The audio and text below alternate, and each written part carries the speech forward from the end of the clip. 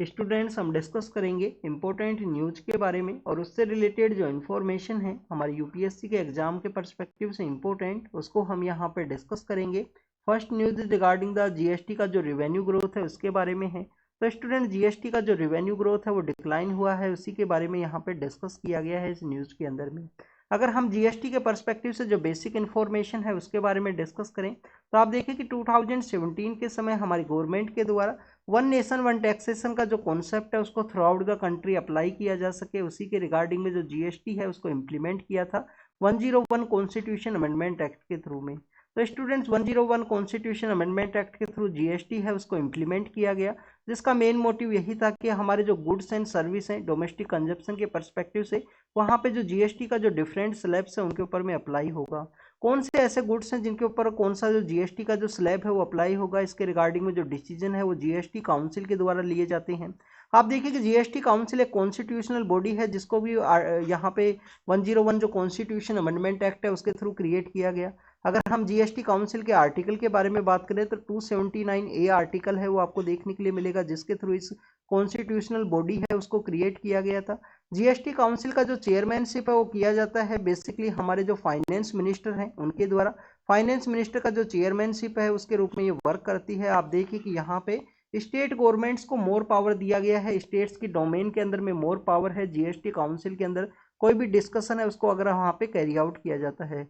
2/3 का जो voting right है वो यहाँ पे स्टेट्स को दिया गया है। 1/3 का जो वोटिंग राइट है वो बेसिकली यहाँ पे सेंटर की जो अथॉरिटीज है उनको दिया गया है जीएसटी के रिगार्डिंग में या टैक्सेशन के पर्सपेक्टिव से ही। आपको यहाँ पे जीएसटी के पर्सपेक्टिव से एक और इन्फॉर्मेशन पता होनी चाहिए कि जो डेस्टिनेशन बेस्ड टैक्सेशन का जो प्रिंसिपल है उसके रूप में जो जीएसटी है वो यहाँ पे वर्क करता है। तो आपको यहाँ पे एक होमवर्क भी है जीएसटी के रिगार्डिंग में। आप देखिए कि क्या जीएसटी के द्वारा हमारे जो डायरेक्ट टैक्सेशन है उनको सब्स्यूम किया गया था या जो हमारे इनडायरेक्ट टैक्सेस जो हुआ करते थे उसको सब्स्यूम किया गया था।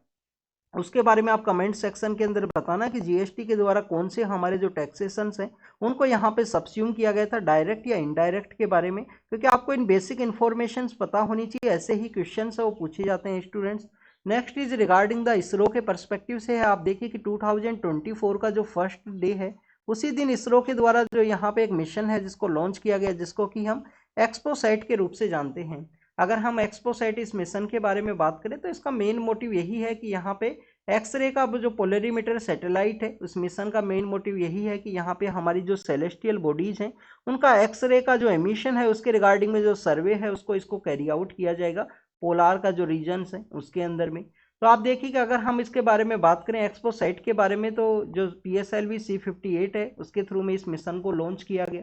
इंडिया यहाँ पे जो सेकंड कंट्री है वो बना है जिनके द्वारा इस तरीके से जो पोलरीमीटर एक्सरे है उसके एमिशन की रिगार्डिंग में यहाँ पे सर्वे है उसको कैरी आउट किया जाएगा। इससे पहले यूएस के द्वारा 2021 के समय इसी तरीके का एक मिशन है जिसको लॉन्च किया गया था, जिसको कि हम नासा का जो इमेजिंग एक्सरे पोलरीमीटर एक्सप्लोरर के रूप से जानते हैं, जिसको 2001 के समय में नासा के द्वारा लॉन्च किया गया था। स्टूडेंट्स अगर हम यहाँ पे बात करें इस मिशन के बारे में तो हमारी सेलेस्टियल बॉडीज़ के थ्रू जो एमिशन है जो एक्सरे के रिगार्डिंग में उसका यहाँ पे जो सर्वे है वो कैरी आउट किया जाएगा। 2 पेलोड्स हैं उनको भी सेंड किया गया है इस एक्सपोसैट मिशन के थ्रू।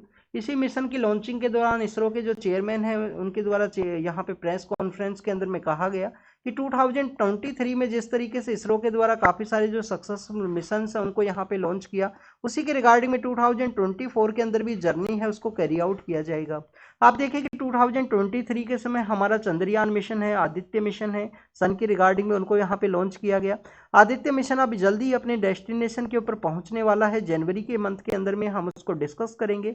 ऐसे ही 2024 का जो फर्स्ट डे है इंडिया सेकंड कंट्री बना है जिनके द्वारा एक्सरे पोलरीमीटर जिस तरीके का जो मिशन है वर्ल्ड के अंदर में लॉन्च किया गया सेकंड नंबर पे। पहले यूएस के द्वारा किया गया था 2021 के समय में, जिसमें एक्सरे पोलरीमीटर का जो एक्सप्लोरर मिशन है 2021 में यूएस के द्वारा लॉन्च किया गया था। आप देखिए कि गगनयान मिशन लॉन्च किया जाएगा। उसी गगनयान मिशन के रिगार्डिंग में जो ह्यूमनॉइड रोबोट है जिसको कि हम व्योम मित्रा के नाम से जानते हैं, एक ह्यूमनॉइड रोबोट है, उसको भी इसरो के द्वारा क्रिएट किया गया था 2020 के समय में। तो this is all the information related to the ISRO के पर्सपेक्टिव से है। स्टूडेंट्स इसरो ने जिस तरीके से यहाँ पे प्रोग्रेस की है, एक रिलायबल इंस्टीट्यूशन के रूप में अपने आप को रिप्रेजेंट किया गया है और काफ़ी जो कम रेट के अंदर में जो मिशन है उनको सक्सेसफुली वे में लॉन्च किया जा रहा है। तो उसके रिगार्डिंग में आप देखें कि आने वाले समय में जो बायलेटरल रिलेशंस है उसके अंदर में एक स्पेस सेक्टर के अंदर जो कोऑपरेशन है कंट्रीज के साथ में इंडिया का इंक्रीज होगा, क्योंकि इसरो का जो रिलायबिलिटी है उसको देखने के परस्पेक्टिव से हो सकता है कि आने वाले दिनों में इसरो के द्वारा काफ़ी सारे जो बायलेटरल रिलेशंस है उसके रिगार्डिंग में जो सैटेलाइट लॉन्च है वो की जाएंगे। काफ़ी सारी कंट्रीज का जो सैटेलाइट है इसरो के द्वारा ऑलरेडी भी लॉन्च किया गया है स्टूडेंट्स। नेक्स्ट अगर हम बात करें कोविड-19 का जो वेरिएंट है उसके बारे में है, उसका जो वेरिएंट है उसके जो कुछ केसेस हैं और रिपोर्ट हुए हैं, हमारी जो मिनिस्ट्री ऑफ हेल्थ है उसके द्वारा ऑलरेडी जो गाइडलाइंस है उनको इशू किया गया है कि इनके आपको अपने आप को जो प्रोटेक्ट है वो रखिए। और आप देखिए कि इस समय विंटर का समय भी है तो इस तरीके के जो केसेज हैं वो देखने के लिए मिलेंगे। नेक्स्ट अगर हम बात करें गोल्डी बरार नाम के एक पर्सन है जिनको इंडिविजुअल टेररिस्ट के रूप में डिक्लेयर किया है।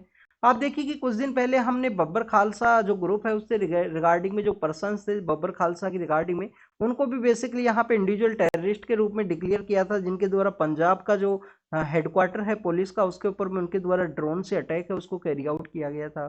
तो अब अभी हम बात करें गोल्डी बरार नाम के जो पर्सन है जो बेसिकली पंजाब के अंदर एक सिंगर हुआ करते थे जिनका नाम है शुभदीप सिंह सिंधु। उनका जो मर्डर है उसके अंदर भी इनका इन्वॉल्वमेंट था, उन्हीं के द्वारा रिस्पॉन्सिबिलिटी है लिया गया था कि इनके द्वारा उनका जो मर्डर है वो किया गया था। गोल्डी बरार को इंडिविजुअल टेररिस्ट डिक्लेयर किया गया है यूएपीए एक्ट के अंडर में। तो आपको यहाँ पे पता होना चाहिए 2019 के समय यूएपीए एक्ट को अमेंड किया गया था गवर्नमेंट के द्वारा, और इंडिविजुअल पर्सन है जिसको भी यहाँ पे टेररिस्ट के रूप में डिक्लेयर किया जा सके उसके जो प्रोविजंस आपको सेक्शन 35 के अंदर में देखने के लिए मिलते हैं यूएपीए एक्ट के अंडर में। नेक्स्ट अगर हम बात करें वर्ली पेंटिंग के बारे में है स्टूडेंट्स, आप देखिए कि स्टूडेंट्स वर्ली पेंटिंग वर्ली जो ट्राइब है उसके बारे में है। वर्ली पेंटिंग के बारे में तो हमने कुछ दिन पहले इसके बारे में डिस्कस किया था। अगर हम बात करें स्टूडेंट्स यहाँ पे वर्ली ट्राइब के बारे में तो जो गुजरात महाराष्ट्र का जो रीजन है वहाँ पे कोंकण के रीजन के अंदर में ये जो ट्राइब है वो आपको देखने के लिए मिलती है। इंडिजीनियस बेसिकली ट्राइब है इंडिया के अंदर पाई जाने वाली वर्ली ट्राइब, इनके द्वारा जो वर्ली पेंटिंग है उसको भी कैरी आउट किया जाता है।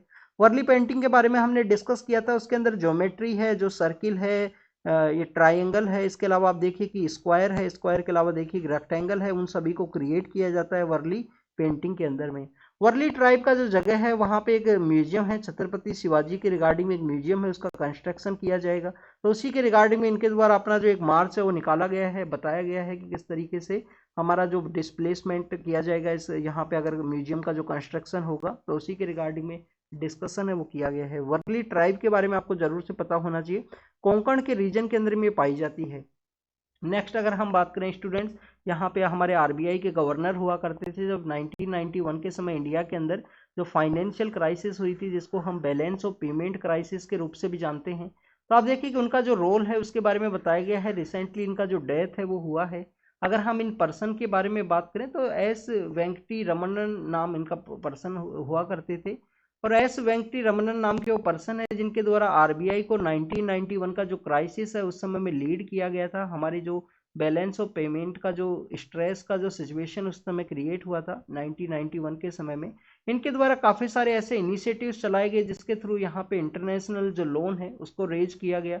इंडिया का जो गोल्ड रिजर्व है जो बेसिकली स्मगलर्स के थ्रू में यहाँ पे रेज किया गया था, उस गोल्ड का जो बेसिकली रिजर्व हुआ करता था उसको इनके द्वारा रखा गया जिसके कि इंडिया का जो फाइनेंशियल रेपुटेशन है उसको हेल्ड किया जा सके और जो पोटेंशियल डिफॉल्ट को यहाँ पे प्रिवेंट किया गया था इंडिया के पर्सपेक्टिव से इन्हीं के जो इफर्ट्स है उसके रिगार्डिंग में। अगर हम बात करें स्टूडेंट्स इन्हीं के रिगार्डिंग के अंदर में जो राइजिंग कैश का जो मार्जिन है उसके रिगार्डिंग में जो कंप्रेशन के जो मेजर्स हैं इनके द्वारा लिए गए इम्पोर्ट के पर्सपेक्टिव से, इनके द्वारा और भी काफ़ी सारी जो स्ट्रेटजी है उस समय चलाई गई थी जिसमें करंट अकाउंट डेफिसिट है, हमारा जो बैलेंस ऑफ पेमेंट है उसको स्टेबलाइज करना हो। जब इनके द्वारा गोल्ड को एज ए रखा गया था बैंक ऑफ इंटरनेशनल सेटलमेंट या यूरोपियन बैंक के अंदर में, बैंक ऑफ इंटरनेशनल सेटलमेंट जो स्विट्जरलैंड के अंदर में सिचुएटेड है, जब वहाँ पे रखा गया तो काफ़ी सारे लोगों के द्वारा आरबीआई के उस बेसिकली जो डिसीजन है उसको मॉक किया गया था। बट इनका आप देखिए कि एफर्ट्स आपको देखने के लिए मिलेंगे जिसके थ्रू इंडिया उस 1991 का जो क्राइसिस है उससे बाहर इमर्ज हुआ है। अभी इनका डेथ होने की वजह से ये न्यूज़ के अंदर में था। आप देखिए कि उस समय में हमारे जो मनमोहन सिंह है जो बाद में हमारे यूपीए गवर्नमेंट के समय प्राइम मिनिस्टर बनते हैं, उस समय उनका भी एक इम्पोर्टेंट रोल है वो आपको देखने के लिए मिलेगा 1991 का जो फाइनेंशियल क्राइसिस है उसी समय में। बट ऐसा कहा जाता है कि इनके द्वारा जो भी डिसीजंस लिए गए वो 1992 का जो स्कैम है, 1992 का जो अरशद मेहता का जो स्कैम है उसके रिगार्डिंग में उस स्कैम के थ्रू इनके जो इफर्ट्स है उसको ओवरशैडो कर दिया गया है। इनके जो डिसीजंस है उसके बारे में जानकारी आपको पब्लिक डोमेन के अंदर काफ़ी कम देखने के लिए मिलेगी। तो आरबीआई के गवर्नर हुआ करते थे उस समय में, इन सर के द्वारा बेसिकली काफ़ी सारे जो इफर्ट्स लगाए गए जिससे कि बैलेंस और पेमेंट का जो क्राइसिस है उसको डील किया गया इंडिया के थ्रू काफ़ी मेच्योरली वे के अंदर में। आप देखिए कि 1991 के समय उस समय आपको एलपीजी रिफॉर्म्स है वो भी देखने के लिए मिलेंगे। नेक्स्ट अगर हम बात करें हमारा जो फाइनेंशियल इंटेलिजेंस यूनिट है उसके बारे में है। आप देखिए कि हमारा जो कंट्री का जो फाइनेंशियल इंटेलिजेंस यूनिट है उसके द्वारा रिसेंटली कुछ ऐसे हमारे शो कोज नोटिस है वो इश्यू किया गया है 9 ऑफशोर वर्चुअल डिजिट जो असेट सर्विस प्रोवाइडर्स हैं उनको।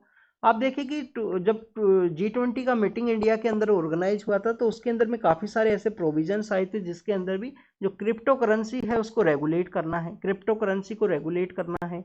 और यहाँ पे हमारी गवर्नमेंट के द्वारा काफ़ी बार नोटिफिकेशन है वो यहाँ पे इशू किया गया है कि इनके द्वारा अपना जो बेसिक इन्फॉर्मेशन है उसको प्रोवाइड करना होगा।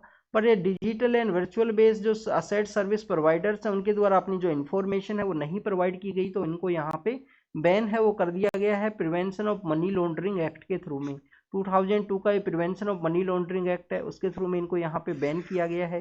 तो आपको ये बेसिक इन्फॉर्मेशन इस एक्ट के बारे में होनी चाहिए। नेक्स्ट अगर हम बात करें तो डिजिटल एंड वर्चुअल जो असेट सर्विस प्रोवाइडर्स हैं आप देखिए कि उनका जो यूआरएल है, उनका जो डिजिटल जो प्रेजेंस है उसके रिगार्डिंग में भी उसको बैन करने के रिगार्डिंग में जो प्रोविजन है वो सेंड कर दिया गया है ministry of electronics and information को। हमारी गवर्नमेंट के द्वारा मार्च के समय जो नोटिफिकेशन है उसको इश्यू किया था कि यहाँ पे इनका जो इन्फॉर्मेशन है, जो बेसिक इन्फॉर्मेशन है वो यहाँ पे प्रोवाइड होगी। इनके जो पोटेंशियल जो सस्पिशियस जो ट्रांजैक्शंस है उसके रिगार्डिंग में इनको इन्फॉर्मेशन यहाँ पे प्रोवाइड करनी होगी। यहाँ पे इनके द्वारा जो केवाईसी है जिसके थ्रू जो एनोनिमिटी है उसको लिटिल बिट यहाँ पे डिक्लाइन किया जा सकता है। या गवर्नमेंट का जो एंटी मनी लॉन्ड्रिंग है, काउंटर जो फाइनेंसिंग ऑफ टेरर नेटवर्क है उसके रिगार्डिंग के जो इनिशिएटिव्स है जिसके थ्रू इसको यहाँ पे डील किया जा सके। वर्चुअल जो असेट प्रोवाइडर्स हैं उनको यहाँ बेसिकली अपने आप को रजिस्टर करना होगा। बट प्रेजेंटली आपको जो 31 कुछ असेट वर्चुअल जो डिजिटल असेट सर्विस प्रोवाइडर्स हैं उनका रजिस्ट्रेशन है वो आपको देखने के लिए मिलता है। तो this is all the information related to the financial intelligence unit के बारे में है इंडिया के पर्सपेक्टिव से। आप देखिए कि जब G20 का मीटिंग इंडिया के अंदर हुआ था तो वहाँ पे जो काउंटर फाइनेंस यहाँ पे टेरर नेटवर्क है उसको डील करने के रिगार्डिंग में जो प्रोविजंस है उसके बारे में डिस्कस किया गया था। तो उसी के रिगार्डिंग में आप देखिए कि यहाँ पे जो डिसीजंस है वो लिए गए हैं जिसके अंदर आपको एक फ्रेमवर्क देखने के लिए मिलता है IMF के रिगार्डिंग में, फाइनेंशियल स्टेबिलिटी बोर्ड के रिगार्डिंग में G20 के पर्सपेक्टिव से, जिससे कि टेरर फाइनेंसिंग है जो यहाँ पे क्रिप्टो करेंसी है उसका जो यूज़ है वो नहीं देखने के लिए मिले, जिससे उसको नहीं यूज किया जा सके। बैंक ऑफ इंटरनेशनल सेटलमेंट के बारे में आपको पता होना चाहिए, ग्लोबल फोरम है सेंट्रल बैंक का, उसके द्वारा भी एक अपनी रिपोर्ट है जिसके अंदर रिसेंटली बताया गया है कि कैसे क्रिप्टो असेट्स को यहाँ पे इमर्जिंग इकोनॉमीज के अंदर में जो टेरर फाइनेंसिंग है उसके पर्सपेक्टिव से उसको यूज किया जाता है। नेक्स्ट अगर हम बात करें, हमारे जो मिनिस्टर ऑफ एक्सटर्नल अफेयर है वो यहाँ पे नेपाल का जो ट्रिप है उसके लिए जाने वाले हैं। तो उसी के अंदर डिस्कस किया गया है कि यहाँ पे कौन कौन से जो एग्रीमेंट्स हैं, कौन कौन से जो एरियाज हैं उसके अंदर जो डिस्कशन है उसको कैरी आउट किया जाएगा। एक तो आप देखिए कि यहाँ पे पावर सप्लाई के रिगार्डिंग में जो पैक्ट है उसको अच्छे से साइन किया जा सकता है। नेपाल के द्वारा ऑलरेडी इंडिया को यहाँ पे जो पावर सप्लाई है वो की जाती है, पर 10,000 जो मेगावाट है उसके रिगार्डिंग में यहाँ पे जो एग्रीमेंट है उसको साइन किया जा सकता है। आप देखिए कि नेपाल से इस तरीके का जो सप्लाई क्यों किया जाता है, क्योंकि नेपाल का जो जोग्राफिकल सिचुएशन है वो आपको इसका एडवांटेज के रूप में देखने के लिए मिलेगा। वहाँ पे जो हाइड्रो इलेक्ट्रिक पावर प्रोजेक्ट्स हैं उनको चलाया जाता है और इंडिया को जो यहाँ पे पावर है वो सप्लाई की जाती है। थ्री का एक यहाँ पे जो थर्ड कंट्री है बांग्लादेश, उसको भी आने वाले समय में जो पावर सप्लाई है वो की जा सके, उसके रिगार्डिंग में जो डिस्कशन है उसको कैरी आउट किया जाएगा। आप देखिए कि बांग्लादेश को जो यहाँ पे पावर का जो सप्लाई किया जाएगा, जो ट्रांसमिशन लाइन्स हैं वो इंडिया के थ्रू ही यहाँ पे पास होंगी, तो उसके रिगार्डिंग में जो डिस्कशन है उसको भी इम्प्लीमेंट किया जा सके। यहाँ पे एक एयर स्पेस के बारे में है कि आने वाले समय में इंडिया अपना जो एयर स्पेस है वो प्रोवाइड करे। जो पोखरा नाम की जो जगह है, लुम्बिनी, जो भगवान बुद्ध से पर्सपेक्टिव से इंपॉर्टेंट है, जो नेपाल के अंदर सिचुएटेड है। आप देखिए कि लुम्बिनी के रिगार्डिंग में उस डिस्कशन के बारे में किया गया है यहाँ पे डिस्कशन की अगर इंडिया अपना एयर स्पेस है उसको यहाँ पे प्रोवाइड करती है तो आने वाले समय में लुम्बिनी के अंदर में जो टूरिज्म है उसको यहाँ पे इंक्रीज किया जा सके। बट आप देखिए उस बेसिकली उस एयरपोर्ट को, जो पोखरा के अंदर जो एयरपोर्ट है उसको क्रिएट किया गया था चाइना के द्वारा, तो इसी वजह से इंडिया के द्वारा इस तरीके का जो एयर स्पेस है वो पता नहीं दिया जाएगा या नहीं दिया जाएगा, तो उसके रिगार्डिंग में यहाँ पे डिस्कशन किया गया है। नेक्स्ट अगर हम बात करें स्टूडेंट्स, और भी काफ़ी सारे ऐसे टॉपिक्स हैं जिसके अंदर में यहाँ पे एमिनेंट जो पर्सन ग्रुप है जिसको 2016 के समय क्रिएट किया गया था उसके बारे में भी डिस्कशन होगा। तो आने वाले समय में हम डिस्कस करेंगे इसके बारे में जो जो इंपॉर्टेंट पॉइंट्स हैं। इंडिया और पाकिस्तान के द्वारा 1991 के समय से एक प्रोविजन है कि दोनों ही कंट्रीज के द्वारा जनवरी के समय में अपने जो न्यूक्लियर इंस्टॉलमेंट्स हैं उनके बारे में इंफॉर्मेशन प्रोवाइड की जाती है। इंडिया के द्वारा अपना एक जगह बताया जाएगा कि यहाँ पे हमारा न्यूक्लियर इंस्टॉलमेंट्स हैं। तो बेसिकली ये प्रोविजन ये है कि 1989 के समय एक एग्रीमेंट हुआ था जो 1991 के समय इस्टेब्लिशमेंट में आता है। एग्रीमेंट का मेन प्रोविजन यही था कि यहाँ पे जो न्यूक्लियर इंस्टॉलमेंट्स है किसी भी कंट्री का उसका एक दूसरे के ऊपर अटैक नहीं किया जाएगा, क्योंकि उसके काफ़ी सारे जो इफेक्ट्स हैं दोनों ही तरफ से देखने के लिए मिल सकते हैं। तो उसके रिगार्डिंग में एग्रीमेंट है दोनों ही कंट्रीज के द्वारा 1 जनवरी के दिन अपना जो न्यूक्लियर इंस्टॉलमेंट्स है उनके बारे में यहाँ पे बताया जाता है कि यहाँ पे हमारे जो न्यूक्लियर प्लांट्स हैं वो हैं उनके ऊपर आप अटैक है वो मत कीजिए। नेक्स्ट अगर हम बात करें स्टूडेंट्स एडिटोरियल के पर्सपेक्टिव से है, आप देखिए कि इंडिया कोरिया का जो डिफेंस कोऑपरेशन है उसके बारे में है। बट उससे पहले हम यहाँ पे जो रेड सी का जो एरिया है उसके बारे में डिस्कस करते हैं। आप देखिए कि रेड सी के अंदर होती रिबेलियंस के द्वारा कंटिन्यूस अटैक किए जाते हैं। रेड सी का जो एरिया है जो यमन के सी के साथ में जो यमन का जो एरिया शेयर करता है वहाँ पे होती रिबेलियंस का डोमिनेशन है और उनके द्वारा कंटिन्यूस जो अटैक्स हैं वो इंक्रीज हुए हैं। क्या ये अटैक हमेशा से ही किए जाते थे स्टूडेंट्स? हमेशा से आपको अटैक है वो नहीं देखने के लिए मिलेगा। जैसे ही यहाँ पे इजराइल और हमास का जो कन्फ्लिक्ट हुआ और जो कन्फ्लिक्ट है कंटिन्यूस चलता रहा, उसी के बाद में इस तरीके के जो अटैक्स हैं उनको कैरी आउट किया गया है होती रिबेलियंस के द्वारा, जिनको कि ईरान से बेसिकली बैक किया जाता है। अगर हम बात करें यहाँ पे बेसिक जो पोर्ट है तो यहाँ पे आपको एक यमन का एक पोर्ट है वो देखने के लिए मिलेगा जिसको कि हम ओहदीदाहा पोर्ट के नाम से जानते हैं। बेसिकली स्टूडेंट्स ये 200 किलोमीटर का एरिया है, 200 किलोमीटर के आसपास का एरिया है जहाँ पे ये 250 के आसपास का एरिया है जहाँ पे सिचुएटेड है रेड सी का जो बेबल मंदाब का जो रीजन है वहाँ से। आप देखिए कि बेबल मंदाब के अंदर जो स्ट्रेट है वहाँ पे एक एरिया मिलता है जहाँ पे 29 किलोमीटर का जो डिस्टेंस है वो सिचुएटेड है ओनली होती रिबेलियंस का जो डोमिनेटेड एरिया है जहाँ से जो सी लाइन ऑफ कम्युनिकेशन है जहाँ से जो शिप है वो क्रॉस करती हैं। तो ये 29 किलोमीटर का जो कम डिस्टेंस है वो बेसिकली एक एडवांटेज है उनको प्रोवाइड करता है। उनके द्वारा जो शॉर्ट एंड मीडियम रेंज की जो रॉकेट्स है वो वहाँ पे लॉन्च किए जाते हैं बेसिकली जिनको अटैक है वो किया जा सके और सी लाइन ऑफ कम्युनिकेशन को डिस्टर्ब किया जा सके उनके द्वारा। यहाँ पे अटैक्स क्यों इंक्रीज हुई? इसराइल के द्वारा जिस तरीके से अटैक किया गया, काउंटर अटैक किया गया था वहाँ पे गाजा स्ट्रिप के अंदर में, तो उसी को देखते हुए यहाँ पे होती रिबेलियंस के द्वारा जो अटैक है सी लाइन ऑफ कम्युनिकेशन के अंदर किया गया। तो यहाँ पे डिस्कस ये किया गया है कि यूएस को इजराइल और हमास का जो कन्फ्लिक्ट है उसको दूसरे एरियाज में एग्जेजरेट नहीं करना चाहिए, क्योंकि रिसेंटली यूएस के द्वारा होती रिबेलियंस का जो एक शिप्स है उनके अटैक किया गया और उनका वहाँ पे जो डैमेज है वो हुआ है।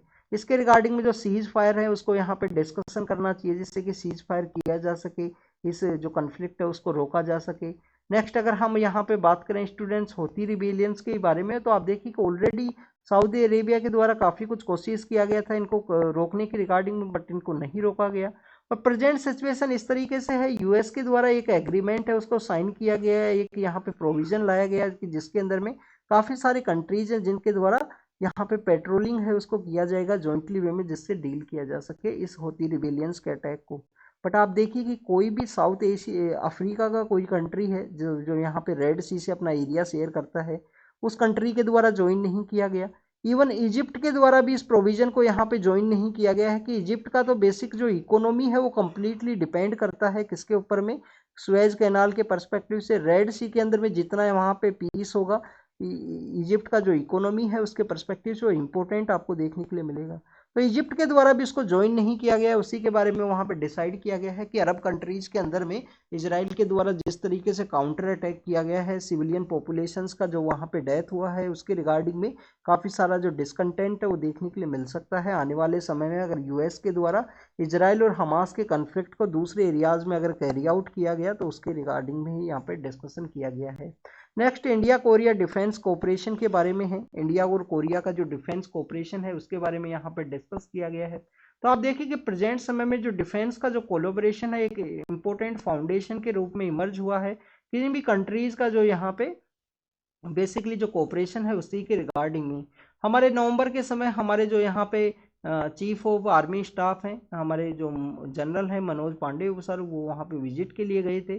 तो उसी के रिगार्डिंग में डिस्कस किया गया है कि दोनों कंट्रीज के द्वारा किस तरीके से जो डिफेंस के जो कोऑपरेशन हैं उनको आने वाले जो डिप्लोमेटिक टाइज हैं जिसके अंदर में उसको कम्प्लीटली फोर्टिफाइड किया जा सके, उसको यहाँ पे डॉक्यूमेंटेशन है उसको कैरी आउट किया जा सके।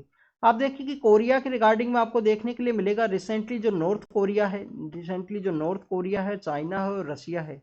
नॉर्थ कोरिया, चाइना और रशिया का एक कोऑपरेशन है जो इमर्ज हुआ है। इसी वजह से यहाँ पे कोरिया के पर्सपेक्टिव से इम्पोर्टेंट है कि उनकी रिगार्डिंग में भी कोई इस तरीके का जो डिफेंस कोऑपरेशन है उसको इंक्रीज किया जा सके, जैसे पीस एंड सिक्योरिटी है उसको इस्टेब्लिश किया जा सके, और या इस चैलेंज को यहाँ पे कोलैबोरेटिव वे में इंडिया और कोरिया के द्वारा डील किया जा सके। जो नॉर्थ कोरिया, चाइना और रशिया का एक कोलैबोरेशन है जो इंक्रीज हुआ है उनके रीजन के अंदर में। तो this is all the information related to the India Korea defence cooperation के बारे में है। काफ़ी कुछ ऐसे टॉपिक्स हैं इसके अंदर में जो ऊपर हमारे एग्जाम के परस्पेक्टिव से इम्पोर्टेंट नहीं है। इस विजिट के दौरान में एक एक्विजिशन प्रोग्राम एडमिनिस्ट्रेशन है उसके बारे में डिस्कशन किया गया। वहाँ पे एजेंसी ऑफ डिफेंस डेवलपमेंट है उसके बारे में दोनों कंट्रीज के द्वारा डिस्कशन किया गया है। तो डिफेंस का जो टू मच थिंग्स हैं वो हमारे एग्जाम के परस्पेक्टिव से इम्पोर्टेंट नहीं है। नेक्स्ट अगर हम बात करें, हमने कुछ दिन पहले सिविलियंस के बारे में डिस्कस किया था कि एक जो एरिया है जिससे दूसरे एरिया का जो दूसरी जो ट्राइबल कम्युनिटी है उसका डोमिनेटेड एरिया के अंदर जो सिविलियन पर्सन्स हैं उनको वहाँ पे ट्रांसफ़र किया गया था। फिर कल ही हमने डिस्कस किया कि मोरिया के अंदर में उस तरीके का जो क्लैश है फिर से इमर्ज हुआ है। आप देखिए कि फिर से यहाँ पे 4 सिविलियंस है जिनको गन डाउन किया गया है। तो दोबारा से जो डिस्टर्बिंग न्यूज़ है वहाँ से स्टार्ट हुई है मणिपुर के रीजन के अंदर में। उल्फा के साथ में गवर्नमेंट ने एग्रीमेंट किया है, तो उसी के अंदर में यहाँ पे असम के जो सीएम उनके द्वारा कहा गया है कि 90% जो असम है प्रेजेंटली यहाँ पे जो एक्सट्रीमिज्म का जो एक्टिविटीज़ है वो कम्प्लीटली फेज आउट कर दिया गया है उनको। वहाँ पे आप देखिए कि 50% जो असम का जो रीजन है उसी के अंदर में आपको बेसिकली जो आर्म्ड फोर्स है स्पेशल पावर एक्ट है उसका इम्प्लीमेंटेशन आपको देखने के लिए मिलेगा। उत्तराखंड के जो सीएम है उनके द्वारा कहा गया है कि एग्रीकल्चर एंड हॉर्टिकल्चर के पर्सपेक्टिव से जो उनका जो लोकल लैंड है उसको आउटसाइडर्स को नहीं सेल किया जाएगा। उसके रिगार्डिंग में एक कमेटी के द्वारा डिसीजन लिया जाएगा। कमेटी को उनके द्वारा फॉर्म किया गया है और लोकल जो वहाँ का जो लैंड है उसको वहीं के लोगों के द्वारा यूज किया जा सके। बाहर के जो आउटसाइडर्स हैं वो यहाँ पे टू मच इंक्रीज ना हो, वहाँ का जो कल्चरल थिंग्स है उसको डैमेज ना हो।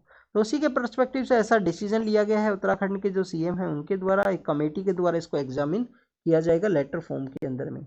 नेक्स्ट अगर हम बात करें, यहाँ पे हाई कोर्ट के द्वारा कहा गया है कि कोई भी इस तरीके के जो रेप विक्टिम्स हैं उनका एज कम है तो उनको बेसिकली यहाँ पे काफ़ी सेंसिटिव वे में डील करने का ज़रूरत है। कम्प्लीटली मैकेनिज्म वे में डील करने का यहाँ पे ज़रूरत नहीं है। इसके बारे में यहाँ पे दिल्ली हाई कोर्ट के द्वारा कहा गया कि बेसिकली जो रेप के जो केसेज हैं, माइनर जो पर्सनस हैं उनको काफ़ी सेंसिटिव वे में डील किया जा सके। फर्स्ट जो गर्ल्स का जो सैनिक स्कूल है वो यहाँ पे ओपन हुआ है, जिसके अंदर में आप देखिए मथुरा के अंदर इसका ओपन किया गया हमारे जो डिफेंस मिनिस्टर हैं उनके द्वारा। आपको यहाँ पे एक और बेसिक जानकारी ये होनी चाहिए कि जो सैनिक स्कूल और मिलिट्री स्कूल हैं उनके बीच में क्या डिफरेंस है, उसके बारे में आप ज़रूर से रीड करना कि सैनिक स्कूल जो मिलिट्री स्कूल्स हैं उनके बीच में डिफरेंस क्या है। तो उसके बारे में आपको यहाँ पे एक जानकारी होनी चाहिए। स्टूडेंट्स, इनकोइस के द्वारा कहा गया है कि जापान में जिस तरीके का जो सुनामी का सिचुएशन क्रिएट हुआ तो इंडियन जो सुनामी अर्ली वार्निंग सेंटर है, इंडियन सुनामी अर्ली वार्निंग जो सेंटर है उसके अंदर इनकोइस नाम का जो हैदराबाद के अंदर हमारा एक इंस्टीट्यूशन सिचुएटेड है। Indian nation centre oceanic information service का हैदराबाद के अंदर में इनकोइस के द्वारा कहा गया कि इंडिया के जो बेसिकली कोस्टल एरियाज हैं उनको कोई भी थ्रेट नहीं है सुनामी के पर्सपेक्टिव से। जो जापान के अंदर में 7.5 का जो अर्थक्वेक है मैग्नीट्यूड का वहाँ पे देखने के लिए मिला है। स्टूडेंट्स, अगर हम बात करें नेक्स्ट न्यूज़ के बारे में तो वर्ल्ड के पर्सपेक्टिव से है। वर्ल्ड के पर्सपेक्टिव से आप देखिए कि हमारे यहाँ पे काफ़ी कुछ जो डेवलपमेंट है वो देखने के लिए मिला है पिछले कुछ दिनों में। एक सीरिया लियोन के बारे में है कि वहाँ पे सीरिया लियोन के जो लीडर्स हैं उनको पार्डन किया गया है। 352 जो इनमेट्स हैं उनको यहाँ पे सीरिया लियोन के जो लीडर हैं उनके द्वारा एक कूप का जो अटेम्प्ट है वो कैरी आउट किया गया था पिछले कुछ दिनों में, नवंबर के मंथ के समय में। तहरीक तालिबान जो पाकिस्तान नाम के एक ऑर्गेनाइजेशन है जिसके द्वारा काफ़ी सारे जो अटैक्स हैं वो कैरी आउट किए जाते हैं। ये एक सेपरेट ग्रुप है जिसको अलाइन किया जाता है अफगानिस्तान का जो तालिबान है उसके पर्सपेक्टिव से। तो उसके कुछ लोग हैं उनको अरेस्ट किया गया है पाकिस्तान के अंदर में। आप देखिए कि सऊदी अरेबिया के रिगार्डिंग में है, वहाँ पे जो डेथ पेनल्टी है उसको डिस्कस किया गया है। कि काफ़ी सारे ऐसे लोग हैं जिनको कैपिटल पनिशमेंट है वो दिया गया है। 4 तो ऐसे लोग हैं जिनको 31 दिसंबर का जो दिन है उसी दिन कैपिटल पनिशमेंट है वो वहाँ पे दिया गया। श्रीलंका के पर्सपेक्टिव से है, श्रीलंका के अंदर जो फॉरेन डेब्ट का जो रिस्ट्रक्शन डील है वो इस्टेब्लिशमेंट में आने वाली है, तो उसी के रिगार्डिंग जो टैक्सेशन है उनको यहाँ पे इंक्रीज किया गया है श्रीलंका की जो अथॉरिटीज हैं उन्हीं के पर्सपेक्टिव से। नेक्स्ट आप देखिए कि यहाँ पे इजराइल के बारे में है, इजराइल के द्वारा कंटिन्यूस जो अटैक किए गए हैं, अब यहाँ पे जो सोल्जर्स का जो प्रेजेंस है उसको शिफ्ट किया गया है इजराइल के द्वारा गाजा स्ट्रिप के अंदर में। और उन्हीं के जो बेसिकली जो इजराइल के जो यहाँ पे पीएम हैं उनके बारे में है कि उनका रिगार्डिंग में कोई लीगल प्रोसीजर है उसकी रिगार्डिंग में इजराइल के टॉप कोर्ट के द्वारा उनको डाउन किया गया है गवर्नमेंट के जो लीगल रिफॉर्म्स है उसके पर्सपेक्टिव से। नेक्स्ट जापान के बारे में है, जापान के अंदर जो मेजर अर्थक्वेक है, सुनामी का जो सिचुएशन वहाँ पे क्रिएट हुआ उसको डिस्कस किया गया है। आप देखें कि जापान के अंदर में जो सिचुएशंस काफ़ी ज़्यादा जो डैमेजिंग है वो देखने के लिए मिली हैं। वहाँ पे वेस्टर्न कोस्ट के ऊपर में जिस तरीके से जो सुनामी का सिचुएशंस वहाँ पे क्रिएट हुआ, तो एक इमरजेंसी सिचुएशन है प्रेजेंट समय में जापान के अंदर में। नेक्स्ट आप देखिए कि हमने बांग्लादेश के बारे में काफ़ी बार डिस्कस किया था। बांग्लादेश के जो पीएम हैं उनके द्वारा कहा गया कि बाहर की जो फॉरेन पावर्स हैं उनके द्वारा उनके इलेक्शंस के अंदर भी इंटरवेन किया जा सकता है। इसके अलावा आप देखिए कि बांग्लादेश के अंदर ही जो अपोजिशन के जो लीडर्स हैं या एक्टिविस्ट हैं उनको काफ़ी सारों को जेल के अंदर डाला गया, उसका न्यूज़ भी हमने रीड किया था। तो उसी के रिगार्डिंग में एक नोबल पीस विनर हैं जिनके द्वारा माइक्रो फाइनेंस के अंदर काफ़ी कुछ वर्क किया गया है। हमारे जो ग्रामीण एरियाज के अंदर में जो माइक्रो फाइनेंस का जो कॉन्सेप्ट है उनके अंदर इनका जो वर्क है जिसको वर्ल्ड ने भी रिकॉग्नाइज किया था। 2006 के समय में इनको अपना जो माइक्रो फाइनेंस का जो वर्क है उसके रिगार्डिंग में जो नोबल पीस प्राइज है वो भी दिया गया था कि इनके वर्क के थ्रू कैसे यहाँ पे जो हमारी लेबरर कम्युनिटी के जो लोग हैं उनके द्वारा वर्क को कैरी आउट किया जाता है, फाइनेंस इंक्लूजन है उसको इनके द्वारा इनिशिएट किया गया। तो मोहम्मद यूनुस को बेसिकली यहाँ पे कन्विक्ट किया गया है एक लेबर के केस के रिगार्डिंग में, उनको जो जेल है वो कर दिया गया है। इससे पहले भी जो अथॉरिटीज हैं उनके द्वारा उनसे क्वेश्चन किए गए थे। तो this is all the information regarding the Bangladesh के बारे में और आज के न्यूज़पेपर डिस्कशन के पर्सपेक्टिव से आप उसको रीड कीजिए, रिवाइज कीजिए। Thank you students, thank you very much.